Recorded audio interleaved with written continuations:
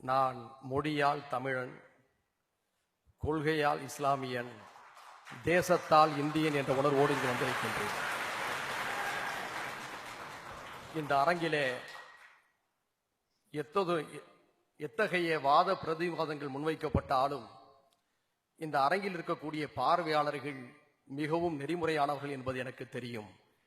அப்படிப்பட்ட நெறிமுறையான பார்வையாளர்களைத்தான் நம்முடைய தந்தி தொலைக்காட்சி உருவாக்கி இருக்கிறது என்பதும் எனக்கு தெரியும்.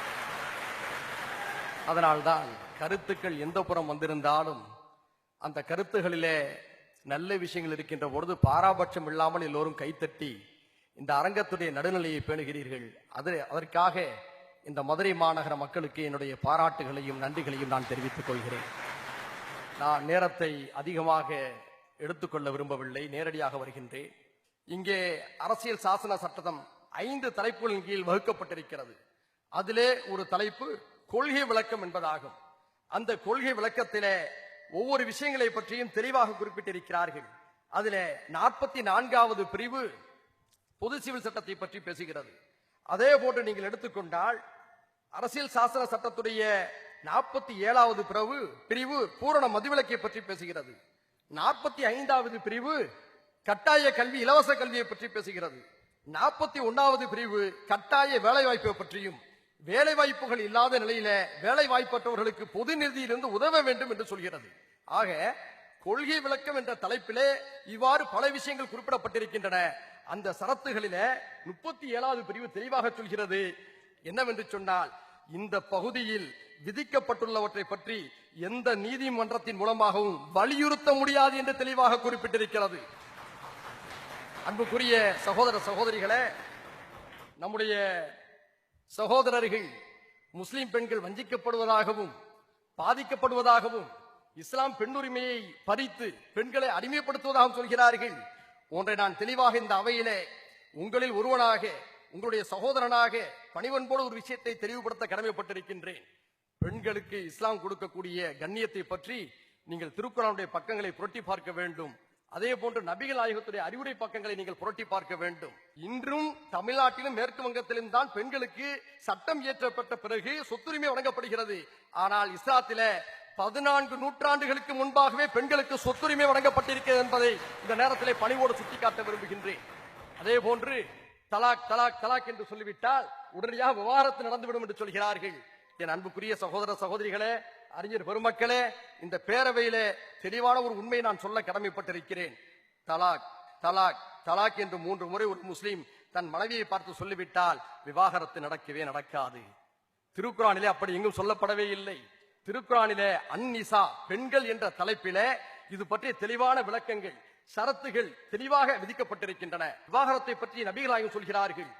கணவனும் மனைவியும் பிரிகின்ற பொழுது இறைவன் இருக்கக்கூடிய அரியாசனமே நடுங்குகிறது என்று பிரிவினையை விரும்பாமல் அங்கே குறிப்பிடுகிறார்கள். வேறு வழியில்லாத பட்சத்தில் கணவனும் மனைவியும் பிரிந்து கொள்ள நேரிட்டால் அதற்கு வழிமுறைகளை குர்ஆன் தெளிவாக வழிகாட்டுகிறது. எப்படி என்று சொன்னால், கணவன் மனைவிக்கு பிடிக்கவில்லை என்று சொன்னால் அந்த மனைவியை பார்த்து நான் உன்னிடமிருந்து பிரிந்து கொள்கிறேன் என்று சொல்ல வேண்டும். அப்படி சொன்ன பிறகு அந்த மனைவி 3 மாதவிடாய் காலம், குறிப்பாக 3 மாதங்கள் காத்திருக்க வேண்டும். அந்த 3 மாத காலத்திலே இருதரப்பையும் சமானம் செய்ய வைக்கக்கூடிய வேலைகளை ஊர் பெரியவர்கள், உறவினர்கள் சேர்ந்து செய்ய வேண்டும். அதிலும் சமாதானம் ஏற்படாத பட்சத்திலே அடுத்த தலாக்கு அங்கே ஏற்படுகிறது.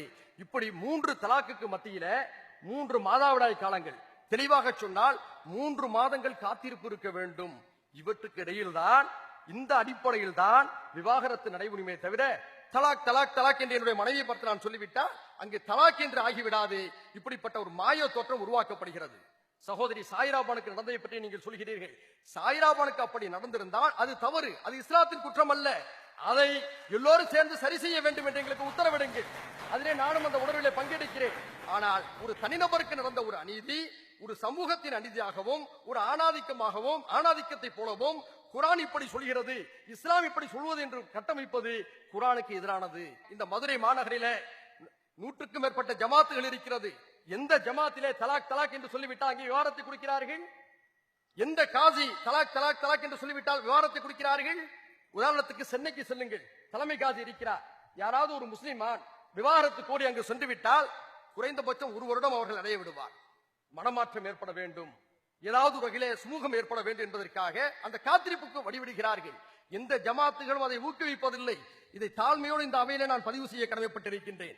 இதை காரணமாக வைத்து பொது சிவில் சட்டத்தை கொண்டு வர வேண்டும் என்று பூச்சாண்டி காட்டுகிறார்கள். நான் கேட்கிறேன், பொது சிவில் சட்டம் என்று சொல்கிறீர்கள், சீக்கியர்களுக்கு தனிச்சட்டம் அனுமதிக்கிறது என்ன? அவர்கள் ராணுவத்திலே தலைப்பாகை வைத்துக் கொள்ளலாம், காவல்துறையிலே தலைப்பாகை வைத்துக் கொள்ளலாம். அது மட்டுமல்ல, அவருடைய மத சட்டத்தின்படி குருவாலை இடுப்பிலை வைத்துக் கொண்டு பாராளுமன்றத்துக்கு செல்லலாம், பொது இடத்துக்கு செல்லலாம், எங்கும் செல்லலாம். அது சீக்கியர்களுக்கு இந்தியாவுடைய அரசியல் சாசனம் கொடுத்திருக்கக்கூடிய ஒரு தனிச்சட்டம். அதே போன்று இந்து சமுதாய மக்களுக்கு அவர்களுடைய வாரிசுரிமைக்கு தனிச்சட்டம் இருக்கிறது. கூட்டு குடும்பமாக இருந்தால் அவர்களுக்கு வரிவிலக்கு இருக்கிறது. இப்படி அவர்களுக்கு சிறப்பு சட்டம் இருக்கிறது. ஒவ்வொரு சமூகத்துக்கும் தனித்தனி சட்டங்கள் இருக்கின்றன. அவ்வளவு ஏன், ஒரு கிறிஸ்தவ பாதிரியார், ஒரு முஸ்லிம் மதகுரு இமாம் சாலைகளிலே நிர்வாணமாக செல்ல முடியாது. ஆனால் அகோரி சாமியார்கள் நிர்வாணமாக செல்வதற்கு எந்த தடையும் இல்லை. ஹரியானாவிலே பாரதிய ஜனதா கட்சி ஆளுகின்ற ஹரியானாவில் ஒரு ஜெயின சாமியார் நிர்வாணமாக வந்து உரையாற்றினார். அங்கே 5 பெண் சட்டமன்ற உறுப்பினர்களும் இருந்தார்கள். சட்டம் அதை அனுமதிக்கிறது. ஒவ்வொருவருக்கும் ஒரு கோட்பாடு. முஸ்லிம்களுக்காக இருக்கக்கூடிய தனிச்சட்டங்கள் எந்த இந்து சகோதரனை பாதிக்கிறது, எந்த கிறிஸ்தவ சகோதரனை பாதிக்கிறது? சிந்தித்து பார்க்க வேண்டும். ஏதோ இந்தியாவில் மட்டும்தான் இது இருக்கிறது என்று சொல்கிறீர்கள். சிங்கப்பூரில் இருக்கிறது, தாய்லாந்தில் இருக்கிறது, இலங்கையில் இருக்கிறது, முஸ்லிம்கள் சிறுபான்மையாக வாழக்கூடிய பல நாடுகளில் இருக்கிறது. பலதார மனம் என்பது எந்த கட்டத்திலே அனுமதிக்கப்பட்டிருக்கிறது? உலகில யுத்தங்கள் அதிகமாக நடைபெற்றுக் கொண்டிருக்கின்றன. அதில் இறப்பவர்கள் பெரும்பாலும் ஆண்களாக இருந்து கொண்டிருக்கிறார்கள். வரலாறு நடிகளும் அதுதான் நடைபெற்றுக் கொண்டிருக்கிறது. ஆண்கள் குறைந்து பெண்கள் அதிகமாக இருக்கக்கூடிய ஒரு காலகட்டத்தில் மனிதாபிமான அடிப்படையிலே இந்த சட்டம் பொருந்தும். அதே போன்று விதவைகள் மறுமணம் செய்ய வேண்டும் என்ற நல்ல எண்ணத்திலே அது அனுமதிக்கப்பட்டிருக்கிறது.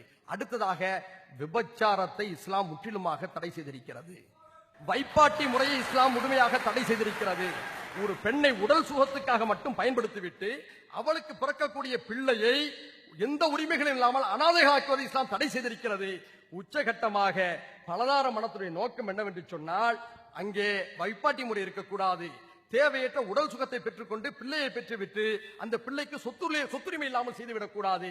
எனவே மீண்டும் ஒவ்வொரு திருமணத்தை செய்தாலும் அதிகபட்சமாக 4 திருமணங்கள், அந்த 4 திருமணத்தையும் செய்யக்கூடிய உடல் தகுதி, சமூக நிதியாக பராமரிக்கக்கூடிய பாங்கு, இவையெல்லாம் இருந்தால்தான் அதை அனுமதிக்கிறது. இது ஒரு விதிவிலக்கு. நான் கேட்கிறேன், மதுரை மாநகரிலே சகோதர சகோதரிகளை, உங்களோடு பழகக்கூடிய எத்தனை முஸ்லிம்கள் 2 மனைவிகளோடு அலைந்து கொண்டிருக்கிறார்கள்?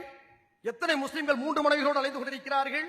இந்தியா முழுக்க நீங்கள் பகிரங்கமாக இந்த மதுரை மாநகரத்திலே தந்தி தொலைக்காட்சியின் வாயிலாக நான் சவால் விடுகிறேன். புள்ளி விவரத்தை எடுங்கள். ஒட்டுமொத்த இந்தியாவிலே வாழக்கூடிய 22 கோடி முஸ்லிம்களிலே எத்தனை பேர் பலதார மனத்தை பின்பற்றி நடந்து கொண்டிருக்கிறார்கள்? 1% கூட நெருங்க முடியாது. ஆனால் ஒரு போலித்தனமான ஒரு கட்டமைப்பு உருவாக்கப்படுகிறது. நான் இந்து சமுதாய மக்களோடு நெருங்கி பழகக்கூடியவன். என்னுடைய பள்ளி காலங்களிலிருந்தே என்னோடு அதிகமாக பழகியவர்கள், இப்போதும் பழகி கொண்டிருப்பவர்கள் என்னுடைய இந்து சமுதாய மக்கள் தான் அதிகம். இந்து சமுதாய மக்களுக்கு மத்தியில ஒவ்வொரு சாதிக்கும் ஒவ்வொரு விதமான திருமண முறைகள் உண்டு. ஒரு சமூகத்தில அக்கா மகளை திருமணம் செய்வதற்கு தடை இருக்கிறது. இன்னொரு சமூகத்தில அக்கா மகளை திருமணம் செய்வதற்கு அனுமதி உண்டு. இதே நான் போய் மூக்க நுழைக்க முடியுமா? இது அவர்களுடைய பண்பாடு, இது அவர்களுடைய கலாச்சாரம். அப்படிதான் நீங்கள் பார்க்க வேண்டும். எனவே பொது சிவில் சட்டம் என்ற பெயரிலே பூச்சாண்டி காட்டக்கூடிய வேலைகளை செய்யக்கூடாது. அரசியல் தோல்விகளை மறைப்பதற்காக தேவையற்ற பதற்றங்களை தூண்டி நாட்டு மக்களுடைய அமைதியை குலைக்க வேண்டாம் என்று சம்பந்தப்பட்ட தரப்புக்கு நான் கேட்டுக்கொண்டு,